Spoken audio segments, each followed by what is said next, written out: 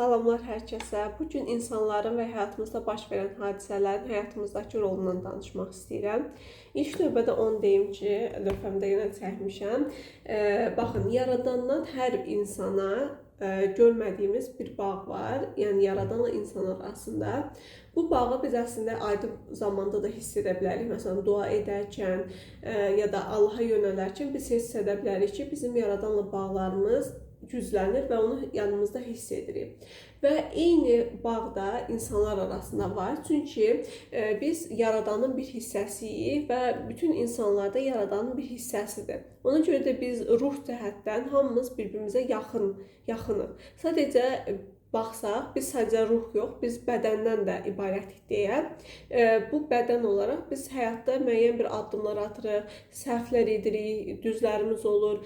Ola bilər ki, beyin proqramlarımızla müəyyən bir addımlar ataq və ona görə də bizim həyatımızda insanlarla ünsiyyətdə olanda biz əsasən beyin komponenti, bədən komponentinə fikir veririk və bu da arada bizə bir problemlər yarada bilir və əgər biz ruhumuza yönəlsək və yaradanla bağımızı gücləndirsək, biz o zaman nə baş verir? Yaradanla bağlarımızı gücləndirmək üçün biz şərtsiz sevgiyə keçirik. Təsəvvür edin, siz yaradana məsələn yönələndə, dua edəndə hiss edirsiniz ki, sizin yaradanla bağınız güclənir və bir şərtsiz sevgi, bir rahatlanma yaranır.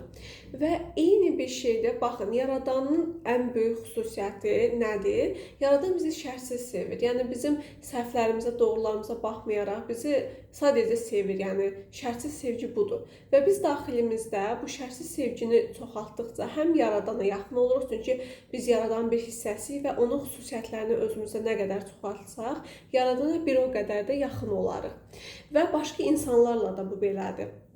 Məsələn, biz baxırıq, keçən dəfə mənə bir sual gəlmişdi ki, mən bir insana məsələn yaxşılıq elədim uzun müddət, amma sonra onun qarşılığını görmədim. Baxın, biz dediyim kimi beyin bədən komponenti bizim müəyyən travmalarımız, davranışlarımız, yəni bunları təşkil edir. Amma bizim ruhumuz biz yaradana nə qədər yaxın olduqca o şərtsiz sevgini çoxaldırıq və artıq insanlara sadəcə bədən beyin komponenti yox, yaradanın bir hissəsi kimi baxmağa başlayanda biz artıq insanları qınamırıq. Baxın, bir hadisə baş verir. Bütün hadisələrin və insanların bizim həyatımızdakı rolu nədir? Hamısı bizi yaradana qaytarır.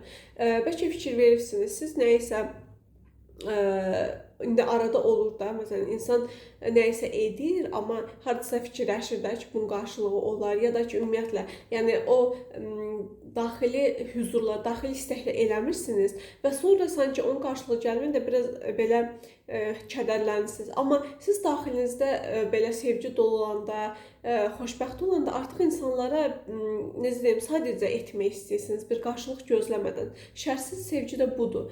Yəni bu demək deyil ki, biz məsələn nə etsək, insanlar nə etsə bizə qarşı biz onları görməzdən gələk, yəni şəxsi sərhədlərimizi qorumayaq. Bu o deməkdir ki, məsələn bir problem yaşanırsa, biz o insanla söhbət edirik. Məsələn, keçən videoda bunun haqqında danışmışdım. Yəni emosiyalarımızı yaşayırıq.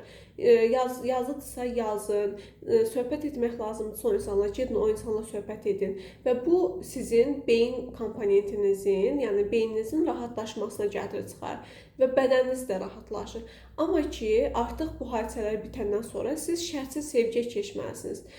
Dediyim kimi, biz insanların və hadisələrin bizə qarşı necə olmasını heç vaxt kontrol edə bilmərik.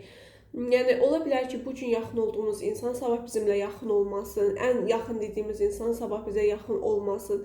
Yaradan elə gözəl sistem qurubdur ki, bizim həyatımızda olan bütün insanlar sadəcə bizi özümüzə qaytarmaq üçün var.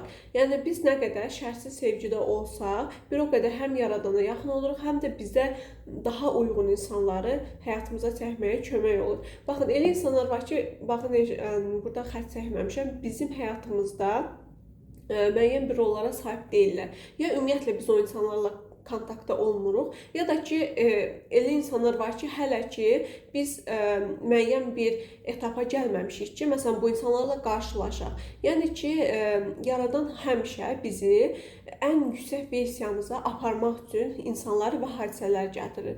Beyin isə artıq onu düşünür ki, məsələn bu hadisə pisdir, bu hadisə yaxşıdır. Bu əslində bizim eqomuzun, bizim beynimizin düşüncələridir. Amma Yaradan sistemi o qədər gözəldir ki, bizi daima özümüzün ən yüksək versiyamıza aparır. Bəlkə fikir verirsiniz, məsələn bir hadisə baş verir, pis oluruq. Bir müddət sonra keçir, başa düşürük ki, əslində bu bizim üçün nə qədər xeyirli idi. Biz sadəcə o anda görməmişik. Ya da müəyyən bir insanla müəyyən bir hadisə baş verir. Siz artıq nə etməyə başlayırsınız? Bir hadisə baş verirsə, siz artıq yönəlirsiniz ki, mən yəni bu hadisədən nə dərs çıxara bilərəm? Nə edə bilərəm ki, öz daxilimdə huzur hiss edim? Və siz o huzuru hiss etməyə başladıqca görürsünüz ki, artıq bir zaman sonra da o insana təşəkkür etməyə başlayırsınız.